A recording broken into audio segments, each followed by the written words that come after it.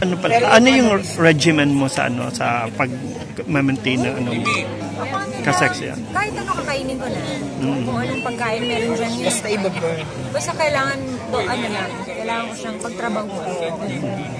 So, ibig sabihin dyan na porque may anak na, papabayaan na yung katawan. Hindi naman dapat ganun. Kasi ako gusto ko maging magandang example para sa mga kababaihan. Hindi porket nagkaroon ka na ng anak, isa o dalawa, tatlo, papabayaan mo na yung sa'yo. Kailangan pa rin. Mas magmukha ka pang, try mo pa rin na mas mukhang confident, mas beautiful, diba? Para sa sarili mo, para maging inspirasyon ng ibang babae. Tapos yung, diba, sa asawa mo na, fairness ha, hindi ka pa rin nagbabago, diba? Effort na lang. Applicable din ba? Mas wise ka na rin ba ngayon sa pag-ibig? Oo naman. Wise na. Nakakatakot na yun. Sabi ni Dennis, in the scale of 1 to 10, ano daw siya? 10 sa pag-ibig. Ikaw ba? Eh, gano'n naman ako, di ba? Kilala niyo naman ako pag nagmahal ako. All out. All out. Kaya sabi niya, love is lovelier the second time. Yun nga yung kanina. Kayo talaga? Siniseryoso mo ba yun? Umamin ba si Dennis? Siniseryoso. Hindi naman, pero sinabi niya. Sinabi ba talaga yun? Sinabi niya. Oh, love is lovelier the second time around. Go! At ikaw yung... Love is lovelier the second time around. Anong kita chick? Nakakanervous naman. Oo, sinabi niya.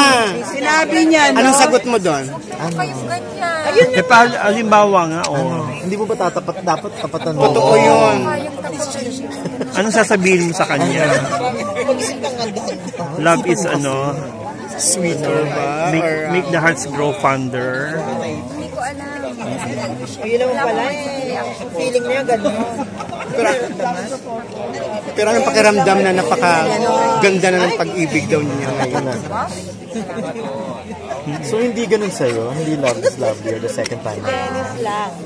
Kaya ngayon kasi iba-iba talaga yun. Iba yung Talagang utak mo na wag puso. Iba yung focus ko eh. Iba yung pinaglalaanan ko talaga ngayon ng panahon.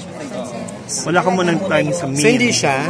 Trabaho muna. Hindi siya ang focus mo Yung rin. love life niya daw, very happy. O, tignan mo. Tatay kayo? Sinabi niya. Kami, oh. Halika nga dito. Sa'yo yun, grabe ka din. Ibang sinasabi ni Dennis, ha? Very happy ang love life niya. Ikaw na. Ikaw na. F siya.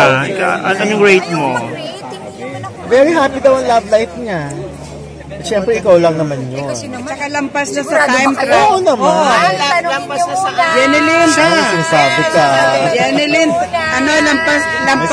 lampas na daw sa time trial. Talaga nga naman. Tignan mo. At ang sabi niya, parang hindi kayo makapag-amin talaga totally kasi gusto maging private na kasi lumampas na daw kayo sa edad na pakilig-kilig. Uy, ang gwapo. Sabi niya yun. Tinatanggihan mo, susunggabin namin yan. Grabe kayo. Ganda ng mga sinabi. Grabe siya. Ganda na. So, pangkasal na ito. Kung si Dennis ang pakikinggan, pangkasal. Kasal agad. Wala pa. Kung aaralin mo yung mga sinasabi niya. Muna bago kasal. Nanggaling na kayo sa boyfriend eh. Tapos ang crush mo. Gusto daw niyang para maging private ng konti yung pag-ibig niya. Hindi, alam mo, mas maganda nga talaga. Natago nila. Pero kung ako, kunyari ako meron akong boyfriend, or mas maganda siguro kung ganyan. Girlfriend. Paano? Natago? Eh, mas maganda kung gano'n. Yung meron kang kahit pa paano konting natitira para sa sarili. So yes or no, love is lovelier the second time. O ikaw, sa sarili mong opinion. Ba't si Dennis sinabi din? Kahit hindi si Den, sa limbawa, sa Nabanggit sarili niya mo lang. talaga. Kung magmahal ka ulit. Depende yun, case-to-case basis. Case-to-case basis. Hindi ka pa tapos. Depende po. Pero masaya ka sa kanya. Saan? Pag iba naman yun, di mo masagot ng yes. Ang ibig mo sabihin, malungkot ka kapag kasama siya. Hindi naman. Hindi naman. London. Sige.